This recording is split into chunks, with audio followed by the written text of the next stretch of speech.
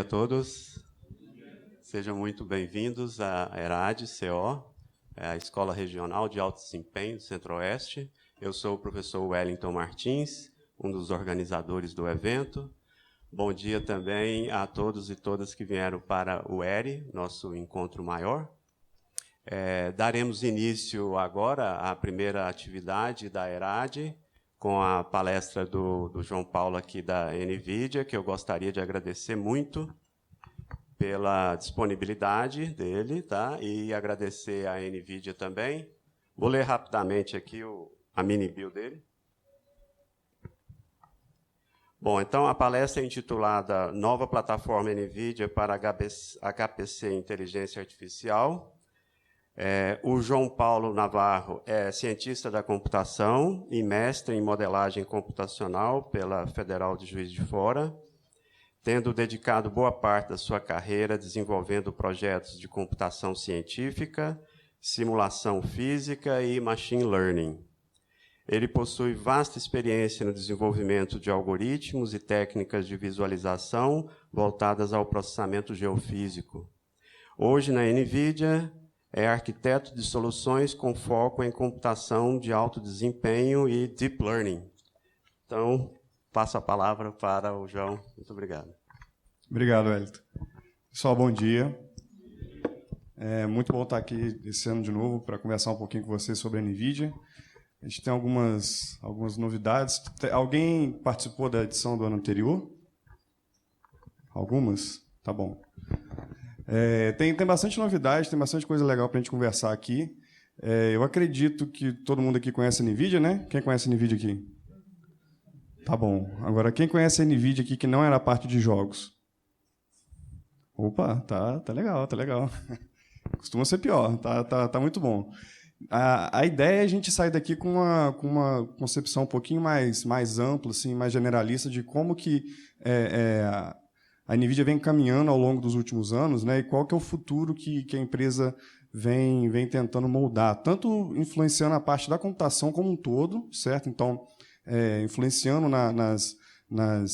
no futuro da tecnologia, no futuro da ciência da computação, da parte de robótica, IoT, enfim, uma gama de tecnologias. Quanto na parte de computação de alto desempenho, inteligência artificial, então a gente vai ver um pouquinho que isso tudo tá tudo misturado quando a gente fala de NVIDIA hoje em dia, certo? Que não era uma coisa que acontecia muito pouco tempo atrás, né?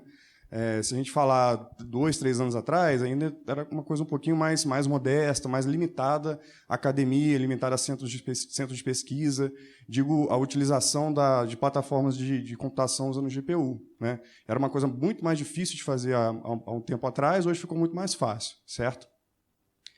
Bem, eu vou começar aqui com um vídeo que foi exibido no Supercomputing. Não sei se vocês conhecem, o Supercomputing é a maior conferência de supercomputação, né? A gente pode falar que também a maior do mundo de computação de alto desempenho.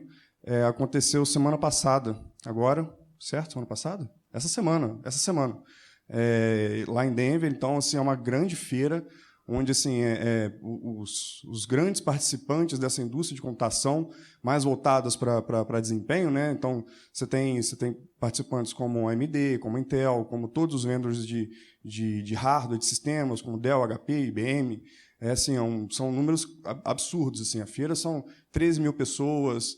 Esse ano tiveram 400 patrocinadores, participantes lá na feira. Foi uma coisa gigantesca. Assim. Então, e todo mundo apresentando solução computacional, apresentando coisa nova, né, produtos e visão de futuro para a área de computação. Então, é um evento extremamente importante para a comunidade da ciência da computação como um todo, né, porque, apesar de você pode ter hardware, tem software, tem tudo, mas, no final das contas, tudo que a gente executa do ponto de vista de software, ele está rodando em cima de alguma plataforma de hardware. Né?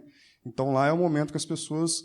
É o grande show da supercomputação e da computação de alto desempenho, que vem a calhar justamente com a temática do ERAD, né? que é a ideia de a gente explorar essas tecnologias, né, de processamento de alto desempenho. Vou ter que fazer uma artesania aqui. O meu vídeo não está...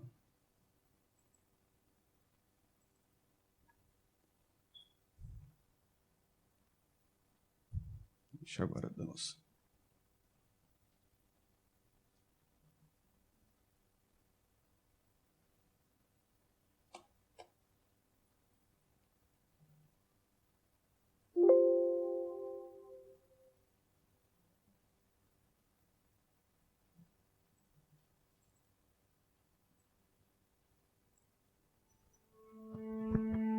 I am AI.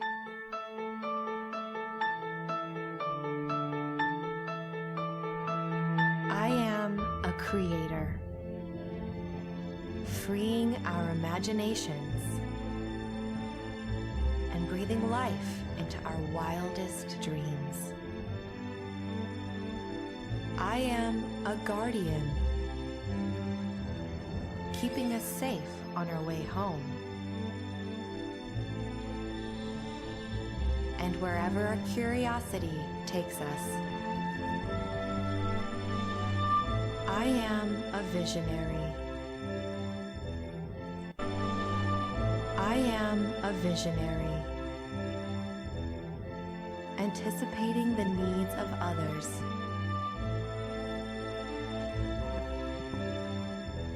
And simplifying our busy lives.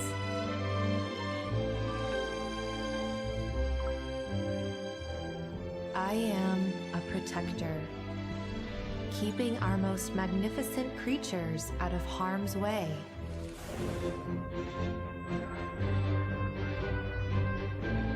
And helping our heroes make it home safely. I am a healer, decoding the secrets from within and providing precision when every second counts. I am an innovator, finding smarter answers to complex tasks, working in harmony to lighten the load, and driving perfection in everything we create. I am even the composer of the music you are hearing.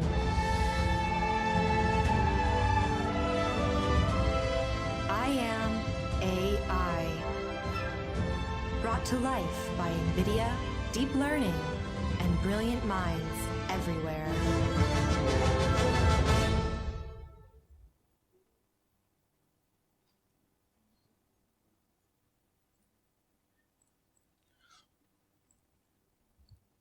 Legal. O mais legal dessa apresentação, desse vídeo, é que o que a gente está vendo, que a gente viu, basicamente foram aplicações, todas elas rodando em cima de NVIDIA, certo?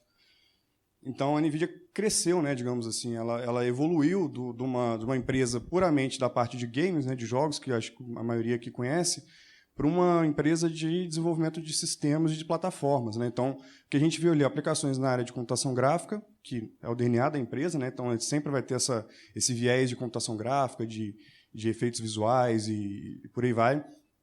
Parte de visão computacional, sobretudo a parte de inteligência artificial, que são algoritmos muito pesados, que você precisa de hardware, precisa de processamento para conseguir realizar o desenvolvimento, certo?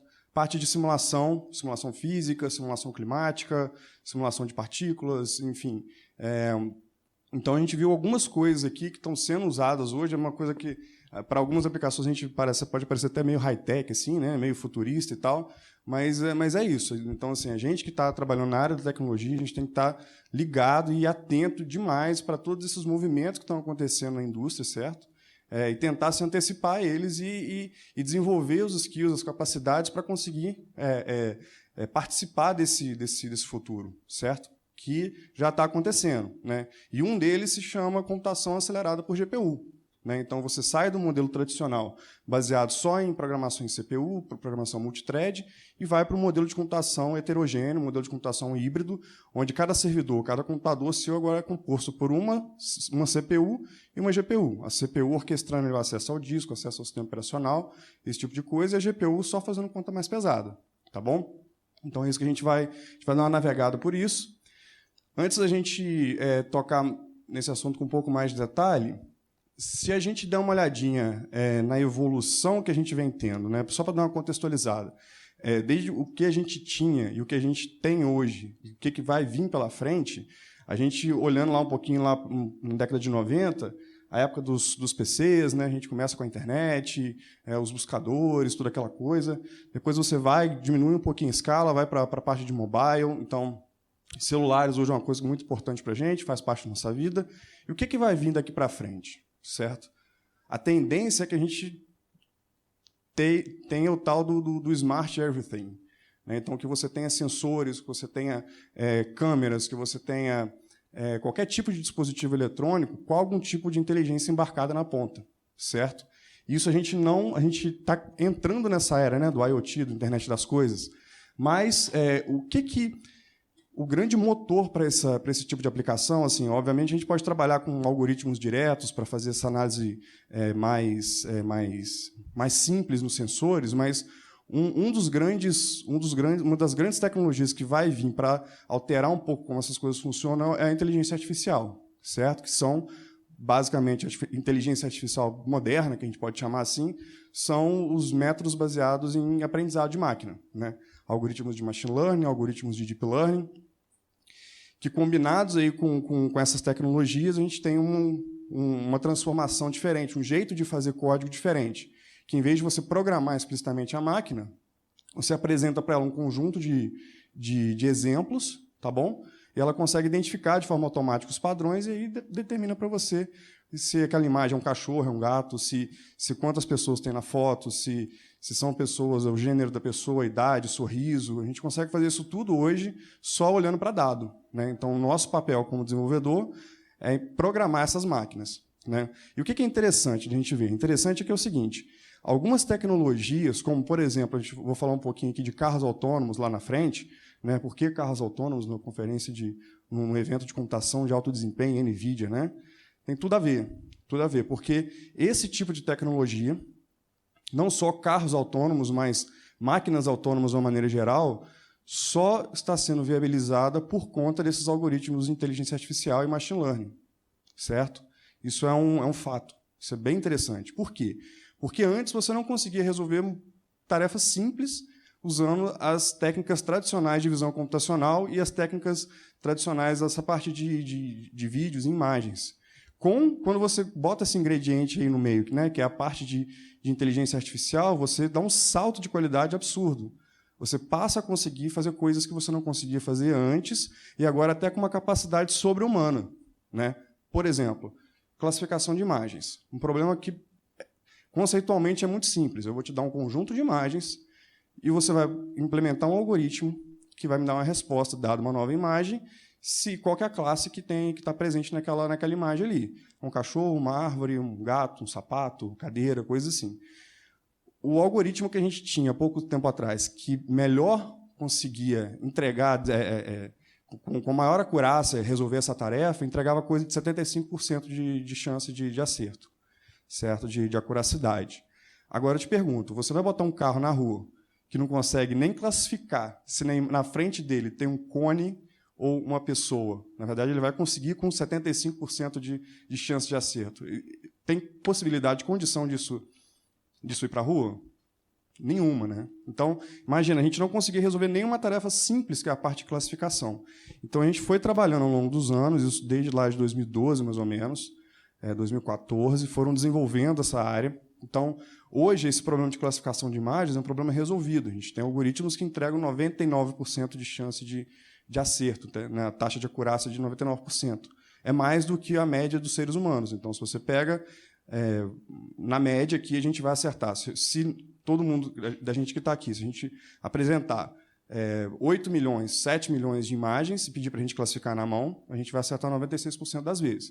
Porque até para a gente, ser humano, algumas imagens podem parecer ambíguas, certo? Então, você tem uma raposa e um cachorro, certo? Mas o cachorro, na verdade, ele parece com uma raposa. Mas e aí? Né? Aí então, a gente pode dar o label errado nesse caso e a máquina consegue acertar. Né? Uma tarefa de visão computacional para classificação já está resolvida. Então, só para a gente, se for só uma pincelada para a gente entender que esses tipos de algoritmos baseados em inteligência, baseados em dados, eles estão cada vez mais em voga, vai ser cada vez mais necessário para a gente entender o funcionamento desses caras, e a gente tem que saber o que a gente precisa levar daqui. Né? Eu acho que um dos recados é que esses algoritmos são intrinsecamente algoritmos de computação de alto desempenho. Certo? Por quê? Esses algoritmos eles funcionam da seguinte forma: você dá um conjunto de dados para ele e ele extrai informações de forma automática desses dados. Agora, quanto mais exemplos você mostrar para ele, mais ele vai conseguir identificar as nuances ali da sua informação, certo? Não faz sentido isso? Então, estou falando de muito dado. Qual o tamanho? Sei lá, você pode ter datasets de terabytes de informação. É muita coisa. Bota para processar isso aí para você ver. Pega um chunk de dado lá de 1 terabyte e manda para o computador. Manda carregar isso na memória do seu computador. Quanto tempo que vai demorar? Certo? Primeiro você vai ter que ter um computador com mais de 1 tera de memória depois, né? Então, você já dá para entender como é que o negócio não é trivial, é totalmente não trivial, e são essas abordagens que, por exemplo, tornam um tradutor do Google tão bom do jeito que ele é. Certo? Vocês já perceberam como que o tradutor do Google ele vem melhorando consistentemente ao longo dos últimos anos? São algoritmos de redes recorrentes, LSTM, algoritmos de processamento de linguagem natural que estão rodando ali atrás. São algoritmos de deep learning, algoritmos de aprendizado, certo? Então, essas grandes empresas, Microsoft, Apple, Amazon, Facebook, Google, existe um direcionamento absurdo para desenvolver conhecimento nessas áreas, certo? Então, dá uma olhadinha lá na International Conference on Machine Learning, no NeuroNIPS, que é dedicado a redes neurais. Acontece uma coisa hoje que a gente não tinha muito pouco tempo atrás. Eram conferências puramente acadêmicas, e hoje você tem, sei lá, 2/3 do ICML ano passado foram apresentações do Google. DeepMind, no Google Brain, no Deep Vision, sei lá mais o quê, tudo Google. Então, assim, e também Facebook, também Microsoft. Então, para vocês terem ideia de como que essas pessoas, né, que são aí líderes na área de tecnologia, estão olhando para esse negócio. Então, inteligência artificial é uma coisa muito interessante da gente ficar ligado, entender como que funciona. E aí, primariamente, a gente vai enxergar isso. A gente precisa ter esse sentimento de que isso são algoritmos de alto desempenho. Então, para você desenvolver bons modelos, para você desenvolver boas soluções, você vai precisar de ter muita informação, muito dado. Consequentemente, você vai precisar de computador e ter um pouquinho de esperteza ali para conseguir fazer isso de forma eficiente, né? Bem, aí voltando um pouco para o que a NVIDIA tem a ver com isso, né? O que a NVIDIA tem a ver com isso?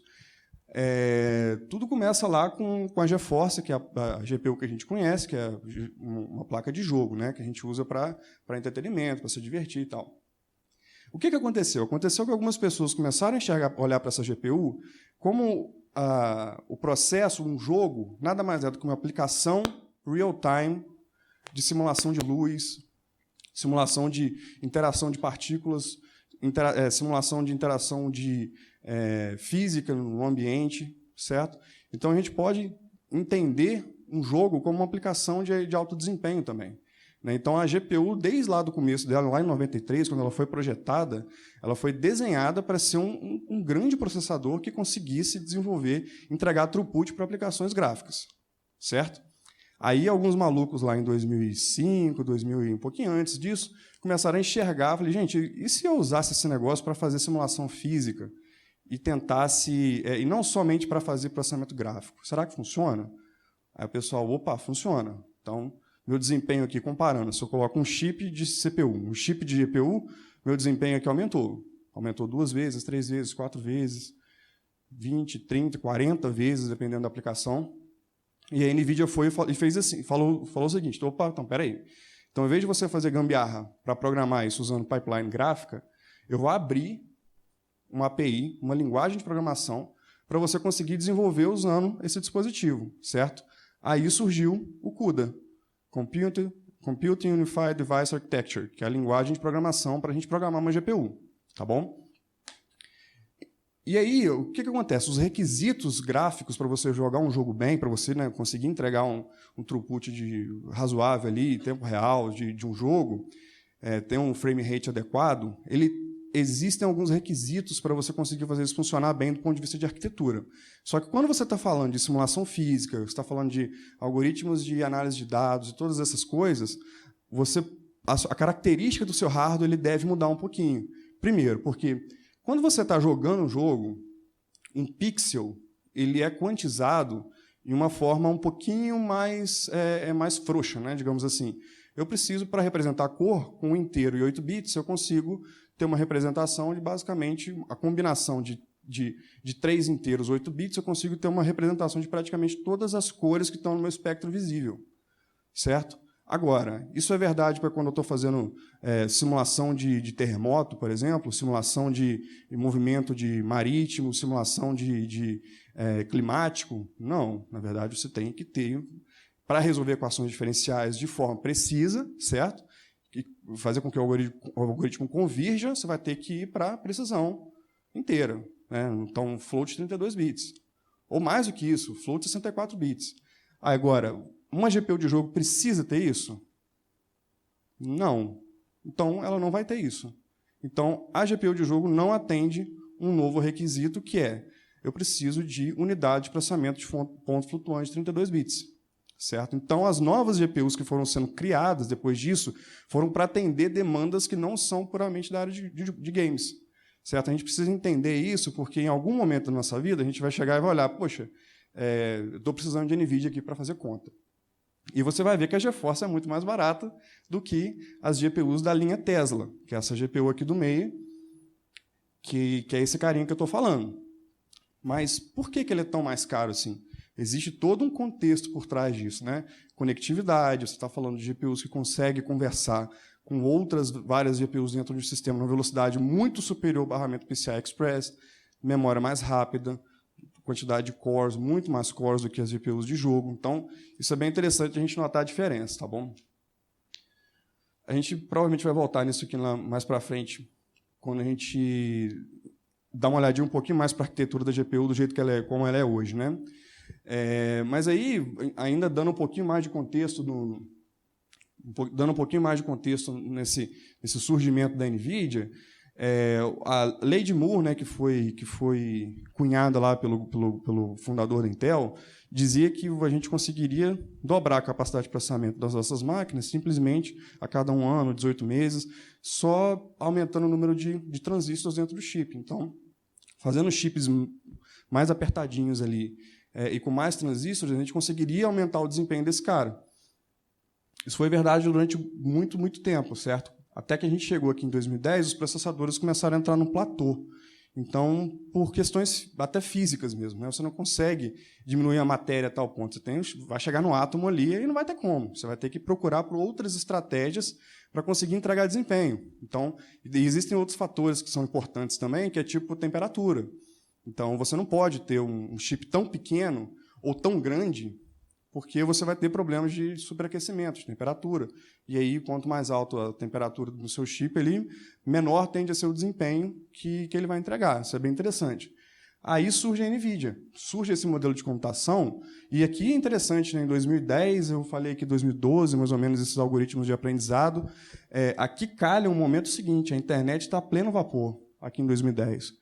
YouTube está rolando, Google está rolando, então a gente tem muito acesso a dado. A gente tem muito dado. Consequentemente, uma demanda por processamento desses dados vem numa crescente grande também.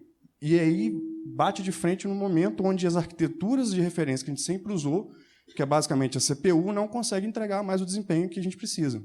Certo? Ou pelo menos numa crescente que a gente precisa para conseguir entregar as aplicações que a gente desenvolve.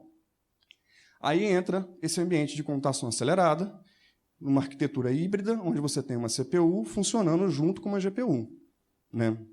E é basicamente isso que a gente vai conversar hoje aqui, que eu vou mostrar para vocês.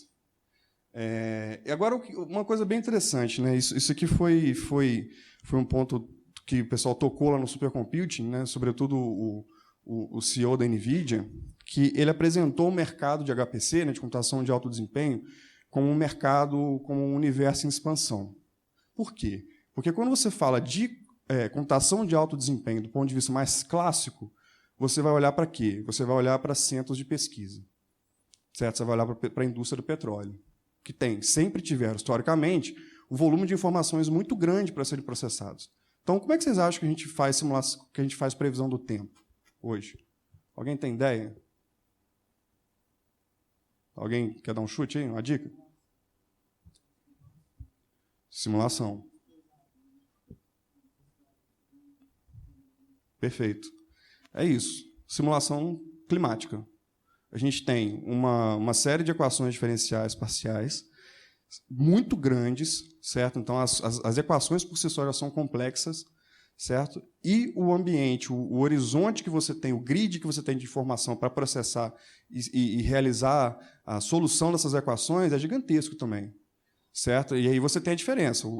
Quanto maior a resolução do seu grid, melhor a solução numérica, melhor a qualidade da solução numérica. Ou seja, mais chance ele vai ter de acertar qual que vai ser a temperatura e a umidade desse ponto aqui sobre a UFG nos próximos 7 dias, certo? Então, simulação. Então, o ambiente de computação de alto desempenho ele sempre girou em torno dessas aplicações científicas, aplicações de dinâmica molecular, simulação física, parte de simulação numérica.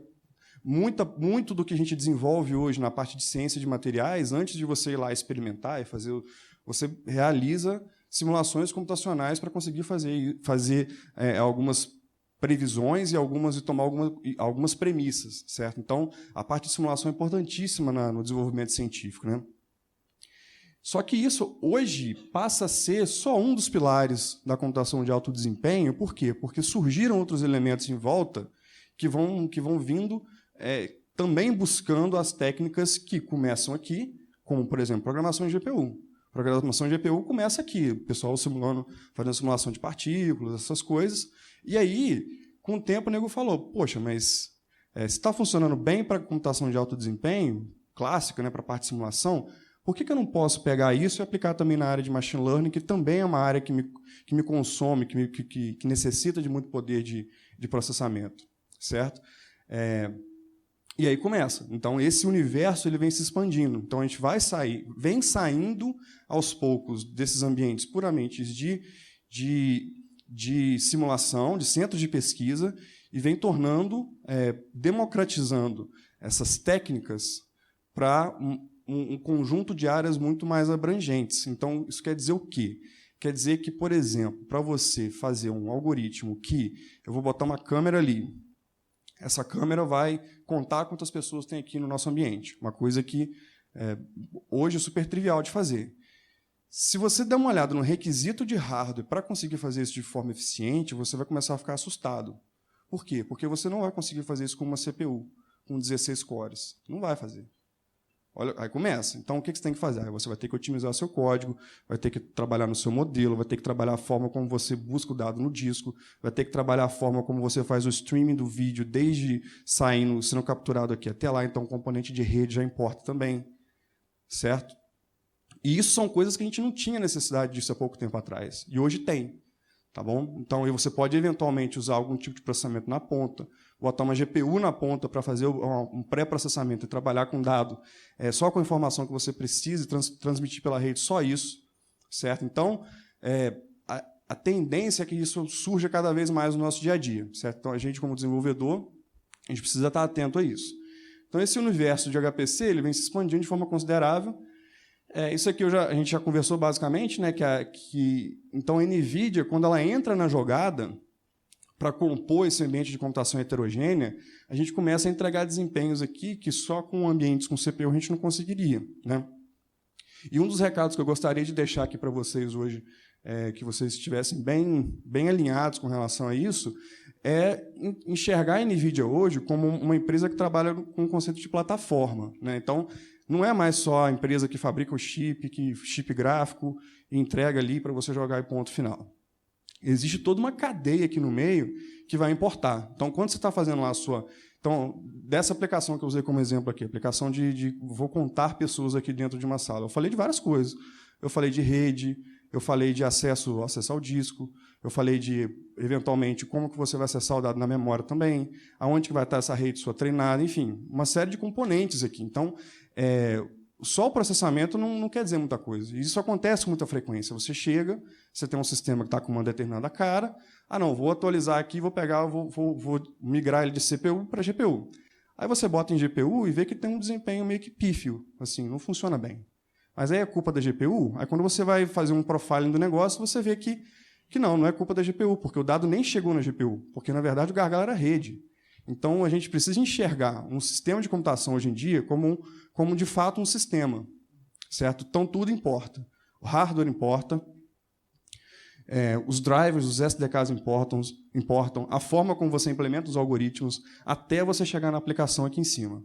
Então, você consegue, sem alterar o hardware, olha que interessante, fazer com que essa aplicação de contar pessoas aqui dentro dessa sala, ela consiga rodar 30 frames por segundo, sem atualizar o hardware, só tunando e ajustando bibliotecas, ajustando as estratégias de otimização, as estratégias que o algoritmo usa para fazer os reconhecimentos, por aí vai. Então, e isso eu acho que um dos pontos mais interessantes que eu vejo hoje em dia da NVIDIA, que é o seguinte: como é uma arquitetura, a gente vai dar uma olhadinha para a cara da GPU aqui logo, vocês vão ver que é um chip muito grande, que você tem lá 5.120 cores, que você pode usar. Você tem 640 unidades de processamento de matriz, que você pode usar também. Então, é um dispositivo complexo, não é um dispositivo simples. Aquele desempenho que a gente vê, né, essa curva muito acima da CPU, tem um custo, certo? Existe uma complexidade intrínseca ali no hardware, certo? Que a gente precisa saber explorar para conseguir tirar esse desempenho todo.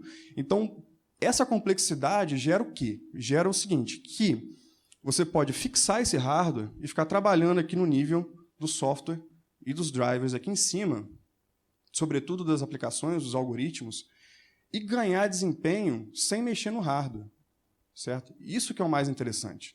Então, de 2013 até aqui 2018, 2019, quando a gente dá uma olhadinha nas bibliotecas que a NVIDIA disponibiliza, né, bibliotecas como, por exemplo, geração Courant, geração de números aleatórios, multiplicação de matrizes esparsas, transformada de Fourier, operações aqui matriciais e de álgebra linear, usando Blaise.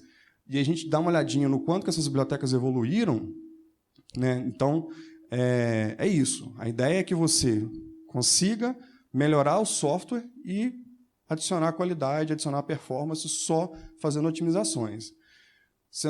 Quando a gente pega, então, por exemplo, algumas aplicações que são bem conhecidas, por exemplo, né, o NAND, que é usado para fazer simulação, interação em partícula, o próprio TensorFlow, que é uma API, né, que é uma API em Python para a gente fazer treinamentos de redes neurais, multiplicação de matriz, resolução de sistemas lineares, uma série de coisas.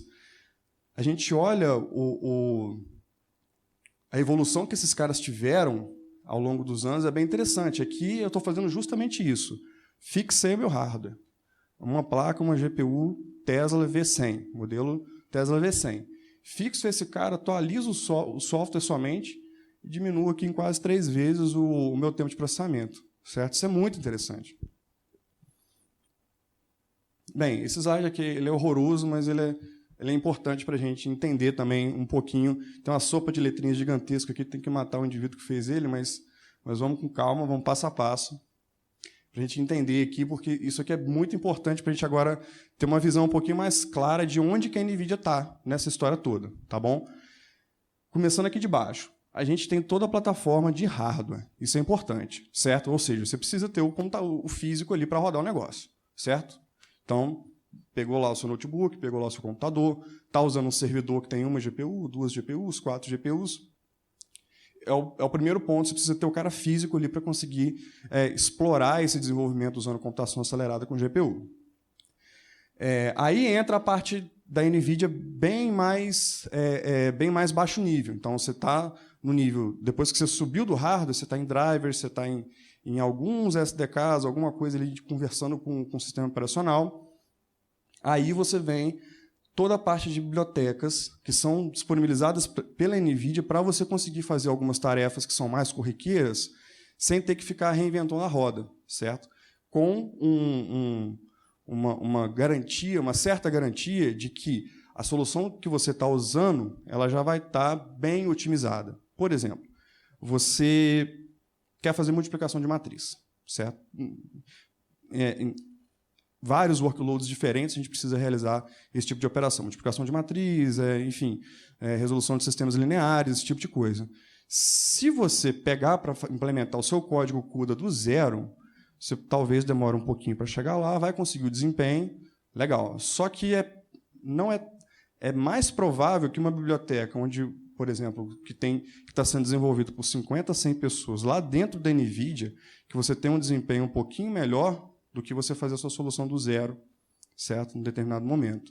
Então, por quê? Porque tem muita gente há muitos anos trabalhando no desenvolvimento dessas coisas, então com muita experiência e também muito entendimento do hardware para conseguir entregar isso de forma performática, certo? Então, por isso que a gente tem algumas bibliotecas padrões aqui, ó.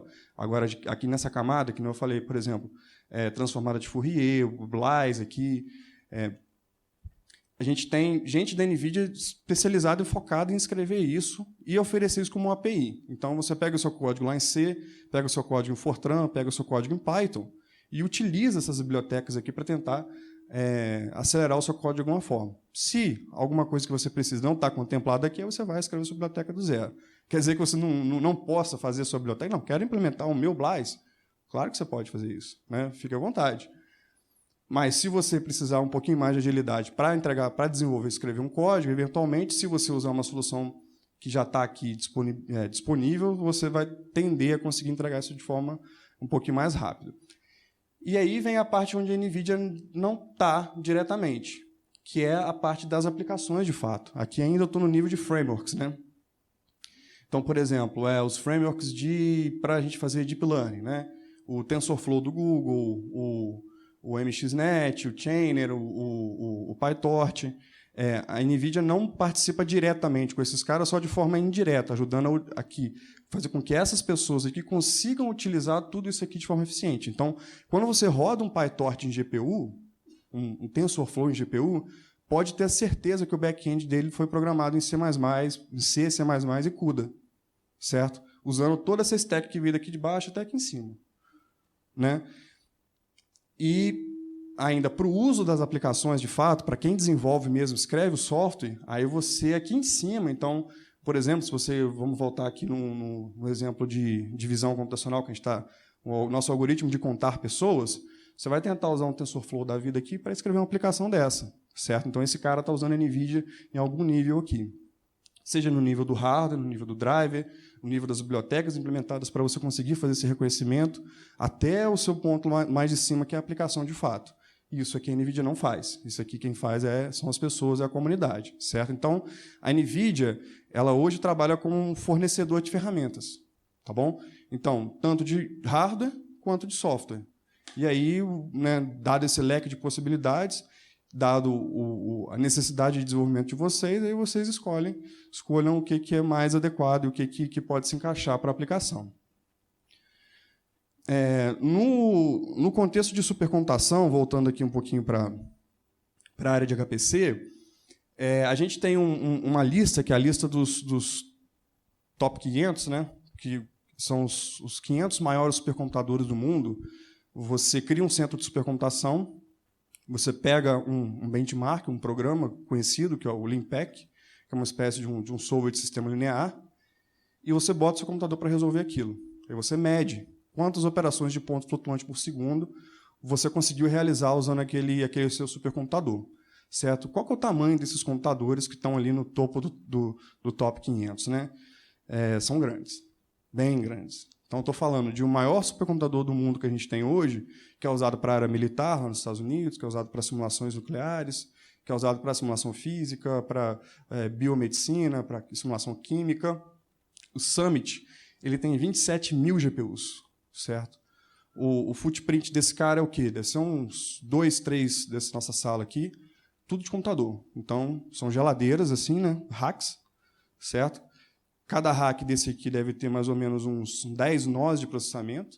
Cada nó de processamento tem 6 GPUs da NVIDIA e 2 CPUs da IBM, Power 9. Aí você faz uma pilha disso, vai botando essas geladeiras um do lado da outra. Ocupa essa sala toda e mais 2 dela. Aí você chegou no Summit. Esse é o tamanho de um supercomputador, do maior supercomputador do mundo. É muito interessante, né? A gente tem um supercomputador aqui no Brasil. A gente tem vários supercomputadores no Brasil, na verdade. A gente tem o centro de supercomputação que fica em Petrópolis, que é o Laboratório Nacional de Computação Científica. Ele é o host do nosso maior supercomputador público que a gente tem no Brasil, que é o Santos Dumont, que foi, inclusive, atualizado agora. Ele tem um número um pouquinho mais discreto de GPUs, aí, ele bate 400 GPUs, mas ele voltou para o top 500 agora. Estava fora, voltou para o top 500 agora com essa atualização. Então, a gente precisa melhorar bastante, né? Mas estamos figurando aí, estamos criando uma awareness de que uma hora vai. Por que isso é importante? Por exemplo, vocês sabiam, teve um artigo publicado na Nature, que foi desenvolvido no Instituto Butantan, com a descoberta da vacina para o Zika vírus, rodando simulações no Santos Dumont. Acho que alguém sabia disso? Então, para vocês terem uma ideia da importância desse tipo de equipamento, certo? É isso. A ciência ela vem se tornando mais computacional, gente. Então, instrumentos para você fazer investigação, eles são muito caros. Então, você desenhar dispositivos em escala atômica ali, você fazer combinação de moléculas e sei lá o quê, é muito caro. Então, você fazer uma simulação computacional, às vezes, é muito mais barato. Então, só para a gente ter uma ideia. Do Top 500, esse ano, 40% dos computadores que entraram foram baseados em arquitetura de GPU. Então, assim, o que a gente enxerga é uma tendência desses computadores deles trabalharem com essa arquitetura híbrida, com esse modelo de CPU-GPU.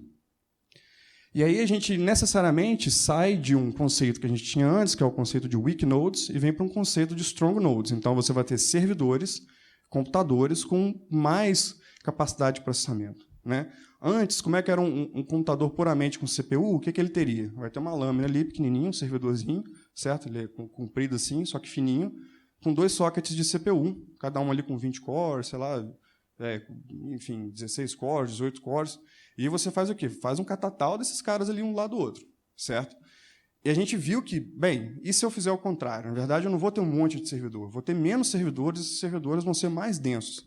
Esses servidores vão ter GPU junto com eles para realizar esse processamento. Então, o conceito de weak nodes, aqui você vai precisar de muito mais conexão, muito mais switches de rede, uma complexidade de sistema ela é muito maior aqui. E você reduz isso quando você usa esse conceito de strong nodes.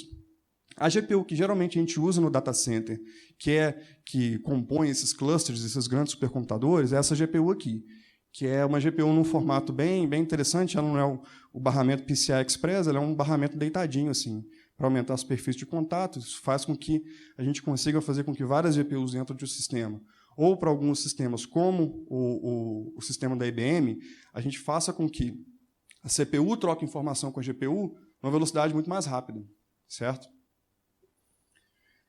Características que a gente pode notar aqui.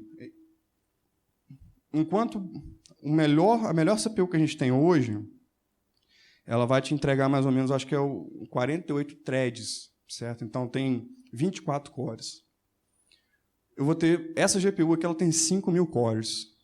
Vocês terem, olha a diferença de magnitude do negócio, né? Quer dizer que ela é 5.000 vezes maior? Não, 500 vezes não. Não é isso, porque aqui, primeiro, esses caras operam numa frequência muito menor, esses cores, certo?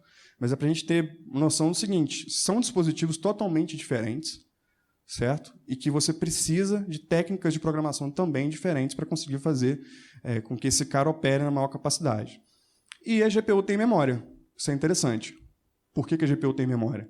A GPU tem memória porque o tempo que eu demoro para acessar a memória principal do equipamento, até essa informação chegar nos cores da GPU, ele tem ele introduz um certo gargalo no processamento. Então, o que você faz quando você está programando a GPU? Pega a informação do disco, memória principal, joga para a memória da GPU. E ali você vai ter uma memória rápida, com bandwidth aqui de 900 GB por segundo, hoje já está batendo 1 tera por segundo, quer dizer que eu consigo ler 1 tera por segundo de dados da memória principal da GPU. Os cores conseguem acessar essa memória principal nessa velocidade. Então, aí funciona, aí eu não vou ter gargalo. É um negocinho pequeno, né? O tamanho da caneta aqui, para a gente ter uma dimensão. Tem 2 form factors, né? Tem um form factor que é o PCI Express e tem esse que é o SXM2 que a gente fala, que é esse deitadinho que eu falei com vocês, que tem esse barramento de comunicação mais rápido que a gente chama de NVLink. O chip fica no meio aqui, né? Tem controladores de energia e tal, a memória fica embaixo do chip. E agora é interessante, como que você avança, né, para um sistema? Então, você tem uma GPU que é eficiente, que é boa, que tem muitos cores, que tem muita memória, mas e aí? O que você faz depois disso, certo? A NVIDIA percebeu que o gargalo, muitas vezes, está em comunicação. a GPU acessar o disco, a GPU acessar dados de outro servidor e tal. E aí a NVIDIA falou, bem, para esse negócio avançar de forma eficiente, eu vou ter que mexer coisas que não é muito a minha área, mas que agora vai ter que fazer parte do meu negócio, que é o quê? Barramento de comunicação. Certo? Então, isso aqui é um Fabric. Então, a NVIDIA inventou dois tipos de barramento, um que chama NVLink e outro que se chama NVSwitch.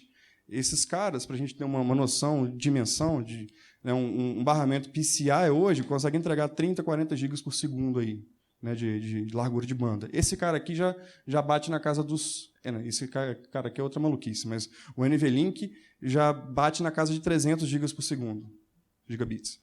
Né? Muito interessante. Então é isso. Então, você precisa evoluir outros componentes do seu sistema para você conseguir ter, por exemplo, um computador daquele, já falando de supercomputação, que seja, de fato, que você consiga usar todo o computador de uma vez só e entregar desempenho. Tá bom? Então, por exemplo, a gente tem um servidor hoje que era um videozinho, ele abria aqui e mostrar todas as GPUs, mas esse servidor aqui da NVIDIA ele tem 16 GPUs dentro dele. Essas 16 GPUs são conectadas via um barramento que a gente chama de NVSwitch, e com esse barramento eu consigo fazer com que essa GPU acesse a memória dessa outra GPU aqui, usando um barramento muito mais rápido, sem ter que ir na CPU para fazer isso. Certo? Então, isso agiliza muito a minha vida.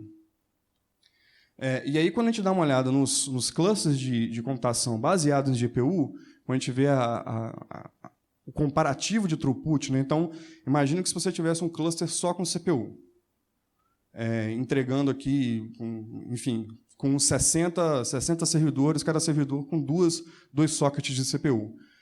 O que eu preciso, o equivalente a isso, servidor só com GPU? Uma coisa desse tamanho aqui. Então, a gente já pode perceber o porquê que esses grandes supercomputadores eles rapidamente entenderam que GPU e computação heterogênea é um dos caminhos para você conseguir alcançar performance e desempenho, para conseguir dar conta dessas cargas de trabalho cada vez maiores. Certo? Cada vez maiores por quê? Porque a gente, como sociedade, gera mais dado, os sensores melhoram de qualidade, então o sensor que a gente tinha para capturar essas informações que a gente usa para fazer simulação climática, há 10 anos atrás ele tinha uma resolução, hoje ele tem outra resolução. Então, em vez eu não sei qual é a unidade, mas em vez de você pega numa unidade dessa, de uma estação dessa que captura informações climáticas, se ele te entregava ali, sei lá, 1 giga, 2 gigas por dia, hoje a tendência é que você consiga ter 5, 10, 20 vezes mais do que isso. Então, consequentemente, você vai ter o quê? Muito mais dado para processar. Então, tudo o nosso limite da ciência hoje em dia, o limite de desenvolvimento de tecnologia, de materiais, de descobrimento de novas vacinas e tudo, ele gira em torno de você precisar de mais informação para descobrir coisa que você não conseguiu descobrir antes. Porque se você já descobriu, na resolução antiga. Certo? Agora você está indo para um universo diferente. Por exemplo, um outro exemplo que eu posso dar bem interessante é na área de astrofísica. Astrofísica e astronomia. O pessoal está meio que desesperado, porque eles vão ligar agora uma rede de satélites não, uma rede eu esqueci o nome, de estações astronômicas, né, vou falar assim, que capturam informações de galáxias, que os caras vão ter papo de terabytes de dia, petabytes de dado para analisar, certo? Para a gente entender o movimento das galáxias e tal. Então, é isso. A galera não sabe o que vai fazer com esse negócio ainda. Desenvolveram os sensores lá, os negócios, para capturar as imagens, e agora? O que você faz? Né? Agora, cuidado com o que você deseja, que você pode conseguir. Né? Se ele não queria alta resolução, tá aí, 1 petabyte por dia. O que você faz com isso? É papo de você ter que... Um desses caras fica na Antártida, eu acho. Você ter que ir lá de navio com um monte de pendrive. Com um monte de disco... Com um monte de disco rígido na sacola. Por quê? Porque você não tem nem largura de banda para transmitir isso por internet. É um negócio meio alucinante. E existem outras extensões. A gente olha para a astronomia, a gente pode voltar para a parte de análise molecular. A gente tem um laboratório em Campinas, que é o Laboratório Nacional de Luz Síncroton. Eu não sei se vocês já ouviram falar dele. É um laboratório gigantesco, ele funciona como um acelerador de partícula. Ele tem o tamanho de um campo de futebol, para vocês terem uma ideia. 100% nacional. Toda a tecnologia desenvolvida lá foi desenvolvida aqui no Brasil. E o que eles essencialmente fazem? É um grande microscópio, para você enxergar coisas em escala atômica. Certo? Então, Quanto menor você quer enxergar, maior tem que ser o seu instrumento.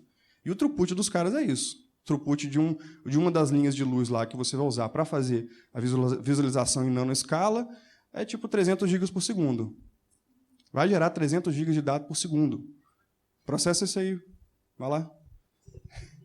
Então, assim, se você não se atenta para essas coisas também, então o que acontece? A ciência como um todo, ela tem que voltar e descer um pouquinho da loucura dela de só desenvolver sensores e melhorar a qualidade das coisas, voltar um pouquinho, chamar o pessoal da computação para conversar e fazer com que essas coisas conectem.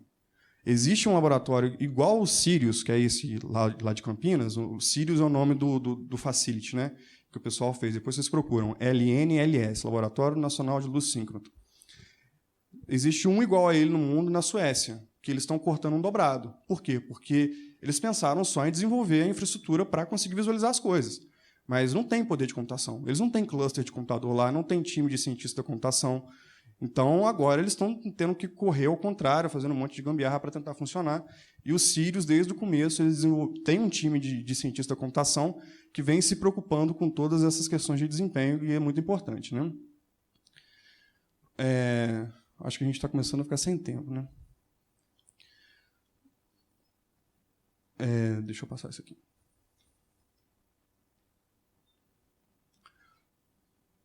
Tá bom. Vou falar rapidinho aqui. Então, esse sistema por si só, você precisa ter, obviamente, ele vai ter que rodar em cima de uma estrutura de software, né? O que a gente precisa para fazer isso?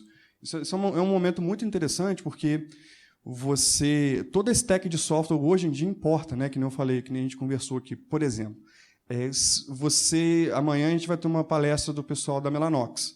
Não sei se vocês já ouviram falar dessa empresa, mas a Mellanox ela desenvolve fabrics, desenvolve conectores de rede, enfim, trabalha com a parte de rede, né? E a Mellanox desenvolveu, alguns anos atrás, um tipo de conexão diferente do Ethernet, que se chama InfiniBand, que tem uma latência muito menor, então latência menor e consegue ter um throughput maior também, uma largura de banda maior. Como que eles fizeram isso? Porque o Ethernet você precisa empacotar as coisas no cabeçário, aí empacota aquilo, bota no dispositivo de rede, chega na outra ponta, desempacota aquilo, capta sua informação, certo? O que o InfiniBand faz? Eu não tenho cabeçário. Aí você fala, caramba, que trem doido. Mas e aí? Como é que eu sei o tamanho do meu dado? A aplicação sabe. Pronto. Aí você diminui a latência. E a aplicação, eu estou falando aqui de você programar usando o MPI, que é uma biblioteca para você fazer... Tem várias coleções de instruções para você fazer conexão intranode, certo? Entre nodes, né? Entre vários servidores diferentes. Então, está no nível da aplicação. Então, provavelmente, a versão que você instalar do seu MPI vai influenciar no desempenho total do seu sistema. Isso é muito louco, né? E aí, obviamente, a gente tem que se preocupar com qual que é a stack de software que você está rodando em cima do seu cluster para fazer com que isso funcione direito. Kubernetes. Kubernetes é um exemplo de uma biblioteca para você fazer a orquestração de container. O que é um container? Container é uma máquina virtual um pouquinho mais enxuta, que compartilha o kernel do SO do host, certo? E aí você customiza só coisinhas que estão um pouquinho mais em cima aí desse kernel. Então, é uma espécie de máquina virtual mais enxuta, que é o ambiente que a gente percebe que vai ser o padrão, que vem sendo o padrão para os próximos anos na indústria de supercomputação. Então, para você fazer a orquestragem desses containers, você pode usar Kubernetes. Para você fazer como é que você aloca um nó num computador desse, né? Quando você tem acesso a um computador desse, o que você vai ter acesso? Primeira coisa, você vai ter acesso a um head node, que vai ser um servidorzinho, que basicamente é a entrada para o seu mundo maior ali, que são todos aqueles compute nodes disponíveis. Então, esse head node você vai ter acesso. Então, é uma pontinha, é um carinha desse aqui, que você dá um comandinho e ele te mostra todos os recursos disponíveis. Aí você manda ele executar um comando, ele vem e escolhe para você de forma automática um recurso desse aqui e bota para processar. Certo? Ou de forma interativa, ou seja, você bloqueia o seu terminal lá e desenvolve naquele servidor, ou um processamento em batch, ou seja, você pega o seu processo, encapsula ele ali num container ou num conjunto de bibliotecas e joga ele para o seu supercomputador. E aí o seu scheduler aqui, no caso o Slurm, que é um dos mais conhecidos e mais usados, ele vai escolher qual que é o recurso mais adequado para você, dado a sua demanda. Que você pode escolher, por exemplo, não, eu quero 2 servidores, cada servidor vai ter que ter 4 GPUs. Certo? Ele vai escolher de forma automática para você, vai alocar qual que é o melhor recurso para aquela sua demanda computacional. Para fazer isso, a gente usa Slurm. NGC. NGC é um registro de container da NVIDIA com containers todos otimizados para a gente conseguir realizar desenvolvimento em GPUs, sem ter que se preocupar muito com a instalação de toda aquela stack chata lá de instalar CUDA, de instalar com o DNN e tal. Hoje a gente consegue encapsular isso tudo dentro de uma plataforma de container, e aí o tal do NGC, que é se vocês digitarem lá, ngc.nvidia.com, vocês vão ter lá acesso a vários containers otimizados já para GPU, para algumas aplicações. Então, quero rodar TensorFlow, você pode entrar no NGC, entrar lá nesse registro de container, baixar uma imagem do TensorFlow e usar aquela imagem localmente, tá bom? E ela já vai estar otimizada para rodar o TensorFlow em GPU. Você não vai precisar se preocupar em fazer todas aquelas instalações chatas de forma manual. Legal. Então, sobre o supercomputing desse ano, o que a gente teve de novidade do ponto de vista da NVIDIA? Existe, obviamente, a compatibilidade da NVIDIA, dos aceleradores da NVIDIA, né, das GPUs da NVIDIA, com praticamente todos os outros, não todos os outros, né, mas pelo menos os maiores vendors aí de CPU do mercado. E aí, o que a NVIDIA adicionou esse ano foi compatibilidade com processadores ARM também. Tá bom? Então, hoje você consegue fazer uma aplicação CUDA, lá bonitinha, que acessa a CPU, que acessa a GPU, em cima de uma arquitetura ARM também. Isso é bem legal. Junto com o anúncio, óbvio que foi disponibilizada uma arquitetura de referência. Então, uma arquitetura de referência nada mais é do que uma espécie de um white paper, de um template, né, de uma forma que você usa para você conseguir desenvolver o seu servidor, desenvolver o seu sistema, para que ele seja compatível com ambas as tecnologias, né? Outro anúncio interessante, isso aqui é bem bacana, que foi uma tecnologia que se chama GPU Storage Direct. O que é o GPU Storage Direct? Quer dizer que agora você consegue acessar o dado do disco sem ter que passar pela CPU. Olha que interessante, né? Então, no modelo heterogêneo, de computação heterogênea, onde você tem CPU e GPU, o controlador do sistema é sempre a CPU, né? Ela que controla os processos ali do sistema operacional, bonitinho e tal, pediu uma informação para a memória principal, para o disco, a CPU que vai lá e busca e depois entrega para a GPU, certo?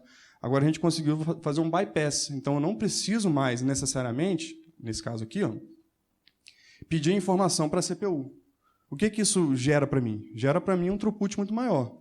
Ou seja, eu vou conseguir hoje acessar a informação de disco, ler dados cada vez maiores, sem ter que passar pela CPU, que introduz um certo gargalo quando eu estou trabalhando com volumes muito grandes, certo? Esses volumes que a gente está conversando aqui de simulação climática, de simulação de simulação física, qual é o tamanho desse cara? Terabytes, cara, é muita coisa. Então, é terabyte de dado. Como é que você tem que ter um jeito eficiente de você conseguir acessar essas informações. E não só acessar, né, para processar, porque a simulação ela pressupõe que você vai gerar um resultado de saída também. Então, se você teve um terabyte de entrada, você vai ter um terabyte de saída. Certo? Então, essa parte de GPU Storage Direct Storage, né? Estou falando ao contrário aqui. Foi anunciado, e o mais interessante é que ele é software defined. Então, você vai conseguir fazer isso. Óbvio que vai ter um requisito mínimo de hardware, mas você não vai precisar atualizar o seu servidor assim, totalmente para conseguir usar isso. Provavelmente vai ter que ter uma versão do kernel do Linux, uma versão do driver da GPU, né, X, e um mínimo de uma GPU ali, certo? Ou seja, uma GPU da geração Tesla, Volta, por exemplo. E aí você já vai conseguir usar. Você vai conseguir pegar o seu código em CUDA lá, acessar essa API e fazer essa leitura, essa escrita e leitura direta do disco sem ter que passar pela CPU. Outro anúncio interessante foi a disponibilidade de um supercomputador na nuvem, usando o Microsoft Azure. Isso é bem interessante. A gente pode pensar assim, poxa, mas eu achei que uma nuvem, né, que a Microsoft, que a Google, que a AWS, elas já oferecessem. Tem um monte de computador lá, porque aquilo lá não é um cluster de computador também, não? Né? Eu não posso fazer computação naquilo? Você pode, sim. Só que esses ambientes eles são pensados para densidade, ou seja, vários usuários ao mesmo tempo, e menos para um usuário consumindo muitos nós. Certo? O que isso gera? Isso gera que a conexão entre esses caras não tem que ser muito eficiente se eu estou pensando em densidade, porque os nós vão nem se conversar entre o outro. Então, eu não preciso disso.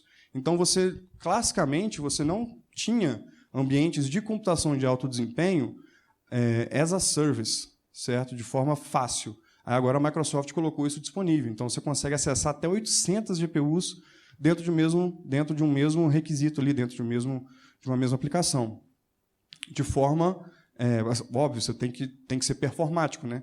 Então, por isso, por exemplo, que você tem aqui um barramento de comunicação rápido, um outro protocolo aqui que não é o Ethernet, que é o InfiniBand. Então, você vai usar realmente um ambiente de computação de alto desempenho as a service, ou seja, levantou as instâncias, você já consegue usar. Isso é meio assustador, porque muda completamente a cara de como você faz essas coisas. Hoje, como é que a gente faz essas coisas? Você tem que ter o site, você tem que ter, enfim, tem que ter um ambiente, tem que ter as pessoas gerenciando aquilo, compra a máquina, faz tudo. Agora, você imaginar que, tudo bem, não vai ser barato, vai ser caro, mas que você, com alguns cliques ali, você consegue levantar uma instância com 20 GPUs, 50 GPUs, isso cria outra perspectiva, né? A gente, enfim, então, começando esse mundo ainda, vamos ver o que isso vai dar no futuro, mas é isso aí. Bem, eu vou passar muito rapidinho aqui pela parte de máquinas autônomas, só para a gente finalizar, é uma área um pouquinho diferente do que a gente conversou aqui até agora, né? Então, recapitulando aqui muito brevemente, NVIDIA sai de uma GPU para um ambiente com várias GPUs, pode ser uma workstation, que é como a gente tem, uma DGX, que é uma appliance da NVIDIA, ou pode ser um servidor com várias GPUs de um fabricante, tipo Dell, HP, IBM, até você montar um rackzinho com vários desses servidores, certo? Então, esse aqui é um ambiente de data center. É um ambiente onde você tem a demanda de muito processamento, você precisa de uma escala legal, e você gera esse ambiente aqui. Só que aí depois tem um outro momento, tem um momento do processamento na ponta. Imagina que você realiza o treinamento desses algoritmos, o desenvolvimento dos modelos, que precisa ficar processando muito tempo, muitos dados. Depois que o algoritmo está pronto, você encapsula isso num modelinho congelado e aí embarca onde quer que seja, certo? Embarca aqui num robozinho, embarca aqui em algum tipo de aplicação on-site, ou até mesmo, né, o que eu vou apresentar para vocês aqui, dentro de um carro, que é o grande futuro da NVIDIA, que o pessoal tem dado uma atenção, um carinho muito grande a essa parte de carros autônomos, certo? E o que é um carro autônomo? O carro autônomo ele é um supercomputador ambulante, certo? E provavelmente o primeiro grande robô que vai andar entre a gente. Isso é meio louco. Lá nos Estados Unidos já tem carro com autonomia 5, o pessoal da Uber, da própria NVIDIA, da Tesla, fica andando lá na Califórnia, que nem uns malucos lá, sentadinho lá, com o braço cruzado, porque tem que ter alguém no volante. O carro 100% autônomo, já está funcionando. Aqui no Brasil a gente tem projeto de carro autônomo também, a gente tem a Vale desenvolvendo caminhões autônomos também, projetos que já estão rodando. Agora, são vários algoritmos de visão computacional ao mesmo tempo, né? Então, o que gera também um requisito de computação muito maior, certo? Então, imagina que agora, olha que interessante, o mesmo chip que eu jogava, eu consigo fazer computação de alto desempenho, data analytics, e agora eu consigo fazer inferência, e é o mesmo chip, a mesma arquitetura dentro de um carro, certo? Então, isso aqui nem começou ainda, né? Tá, é muito embrionário, mas é o futuro, digamos assim, né? A gente não vai ter como escapar disso. Então, caminhões autônomos, carros autônomos, máquinas autônomas, a gente vai ver isso com mais frequência, lembrando sempre que o requisito de hardware ele é grande por conta da característica da aplicação. Aplicações de Deep Learning são aplicações que precisam de muito processamento, certo? E aí você pode ter uma NVIDIA dentro do seu carrinho lá, dando conta desse processamento, né? Tinha um videozinho aqui, mas meu notebook não tá passando. Então, o que é interessante? Deixa eu só... Esqueci. A gente entendeu o requisito de hardware desse negócio é em função do software. Então, por exemplo, dentro de um carro desse da vida, o que eu vou ter? Eu tenho vários algoritmos de visão computacional trabalhando em conjunto aqui. Tem um algoritmo Perception lá em cima que ele faz, aqui assim, ó, que está fazendo detecção de objetos. Eu tenho outro cara aqui que está calculando os espaços em brancos. Eu tenho outro cara aqui que calcula, dado um objeto, a distância para esse objeto. Eu vou ter aqui sensores calculando, sensores 3D aqui em volta do meu carro, que vão fazer o mapeamento tridimensional do meu ambiente. Então, um carro, para ele andar, é muito simples, né? Acelera, freia e gira o volante. É simples, né? Assim, o grau de liberdade nem é dos mais absurdos. Agora, a decisão é importante, né? A decisão é difícil. E aí, o que você faz? É um grafo gigante de aplicações rodando simultaneamente para você dar uma decisão para o negócio, certo?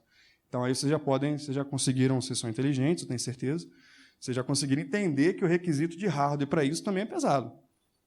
O dia que vocês tiverem que rodar um algoritmo desse para contar a gente numa câmera, vocês já vão ver. Eita, o trem não está funcionando direito, não. Só que o CPU não dá. Aí você pode apelar para algum outro dispositivozinho, como o Jetson, que é um outro computadorzinho que a NVIDIA tem, portátil esse, no caso. Foi feito para processamento na ponta. O chip da GPU ele é muito semelhante, certo? Não é o mesmo, mas a arquitetura é de uma mesma... se você comprar um chip, por exemplo, o TX2, que é um modelinho de Jetson, esse modelinho aqui, ele aqui é a arquitetura Pascal. Então, tudo que você tem na GPU Pascal que você joga, na GPU Pascal que está no seu data center, o Jetson ele vai ter disponível também, as funcionalidades. Qual que é a diferença? Ele tem muito menos cores e tem muito menos memória, né? Então, você precisa adaptar a sua aplicação para que ela funcione de acordo com essa limitação, tudo bem? E aí você vai ter Jetsons de vários tamanhos aqui. Legal que você tem... você pode ter os kits de desenvolvimento, que são computadorzinhos autocontidos aqui. Esse cara aqui ele é um System on a Chip. Então, ele vem com a GPU, certo? A GPU, dentro da GPU, você tem processadores ARM. Então, você pode comprar um carinha desse aqui, desse tamanhozinho assim, ó.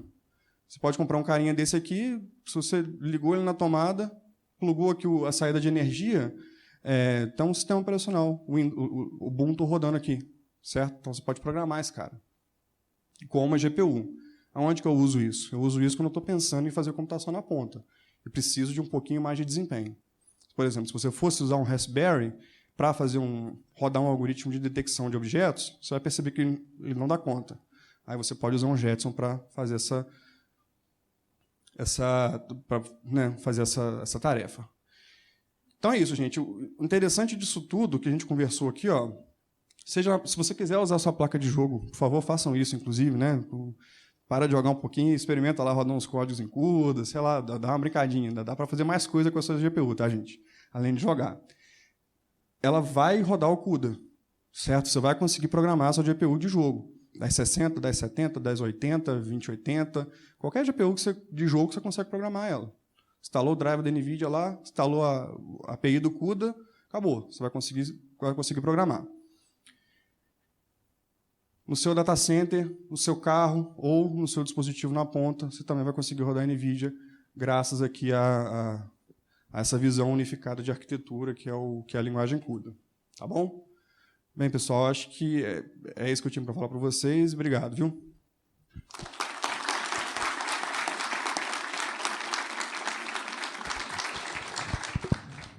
Ok, gente, nós estamos com o tempo reduzido, então acho que uma ou duas perguntas.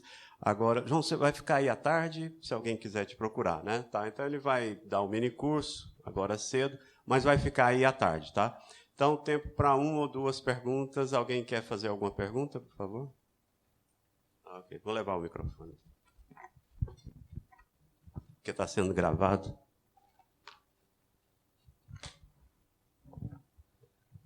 Beleza? Tudo bem? Eu queria saber o nome da tecnologia que você falou que é superior ao Ethernet, que você falou agora há pouco. InfiniBand. InfiniBand, né? Ah, tá. Beleza. Mais alguém, gente? Podem passar o microfone.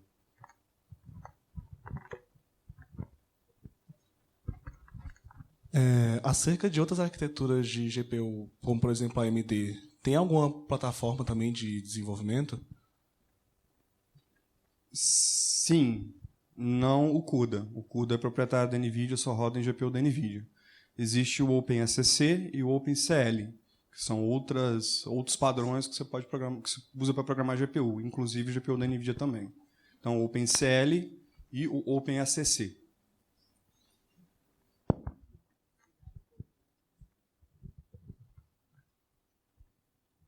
Bom, foram perguntas curtas. Se alguém tiver mais uma, aqui.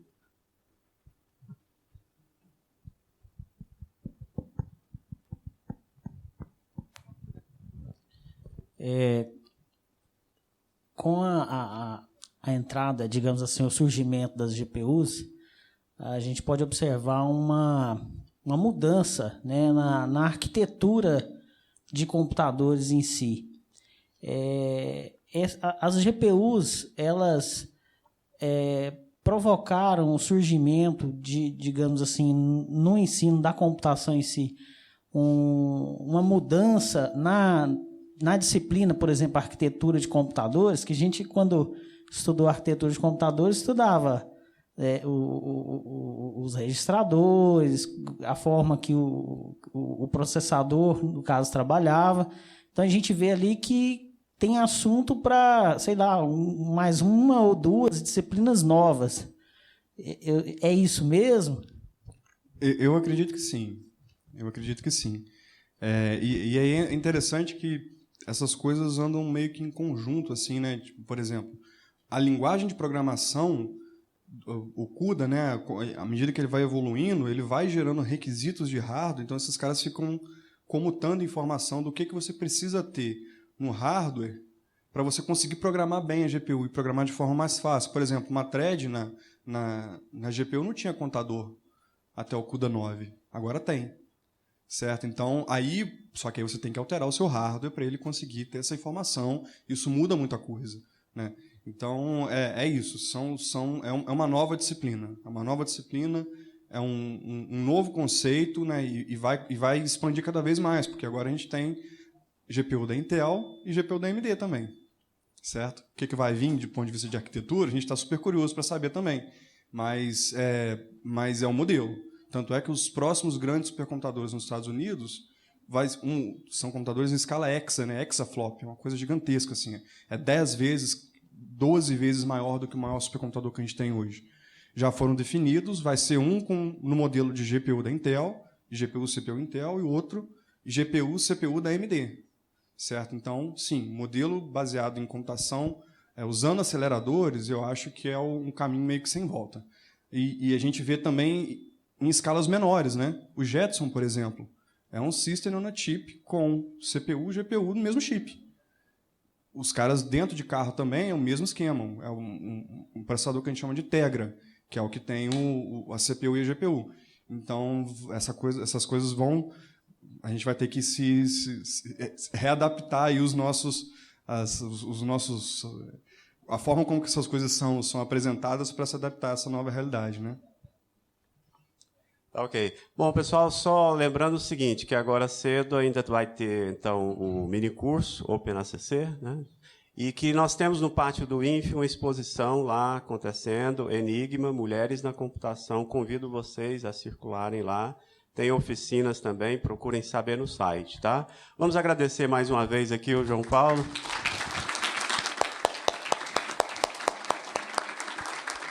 Muito obrigado a todos. Obrigado.